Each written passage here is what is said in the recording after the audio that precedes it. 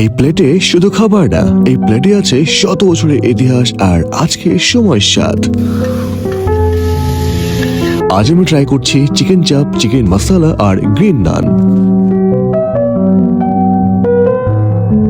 তো চলুন দেখে কিভাবে এই খাবারগুলো অতীত থেকে আজকে প্লেটে এসে পৌঁছালো। চিকেন চাপ শুরু হয়েছিল নববী আমলে। তখন রান্না মনে ছিল ধৈর্য আর গভীর স্বাদ।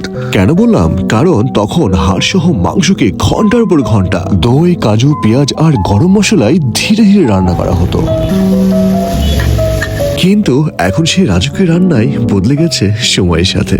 আগে ছিল শুধুমাত্র নবাবদের জন্য, কিন্তু এখন এই চিকেন চাপ পাওয়া যায় আমাদের প্রিয় রেস্টুরেন্টের মেনুতে। কিন্তু অন্যদিকে চিকেন মশলা এর জন্ম কিন্তু রাজদরবারে নয়, এর জন্ম হয়েছিল একেবারে ঘরে রান্নাঘর থেকে। এখানে দেশি মশলা, পেঁয়াজ, টমেটো আর আদা রসুন এই সহজ উপকরণেই তৈরি হতো এই খাবার।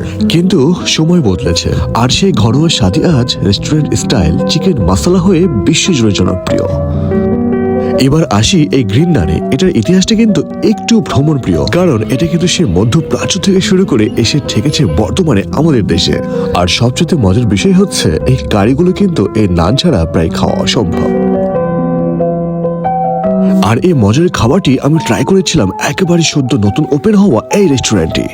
এটার নাম মান্না সালোয়া রেস্টুরেন্ট, যেটার অবস্থান আমাদের রাজশাহী নিউ মার্কেটের একেবারে প্রাণ কেন্দ্রে। এছাড়া এখানে কিন্তু বেশ কিছু প্যাকেজের উপরে অফার চলছে, সেটা কিন্তু আপনারা নিজেই দেখতে পাচ্ছেন। আর আমি যে গ্রিল নানটা ট্রাই করেছিলাম এটাও কিন্তু অফার প্রাইজে পড়েছিল মাত্র 130 টাকায়। একদিকে সে নববী চিকেন চাপ, অন্যদিকে ঘরোয়া চিকেন মশলা, আর তার সাথে আছে গ্রিন নান। আর এই কম্বোটাই প্রমাণ করে ইতিহাসের সাথে বর্তমানেও আধুনিক স্বাদ একই সাথে চলতে পারে। তো এত খাবারের মধ্যে আপনার আসলে কোনটা পছন্দ আর কোনটা আপনি এখান থেকে খেয়েছেন, অবশ্যই কিন্তু সেটা আমাকে কমেন্টে জানাবেন।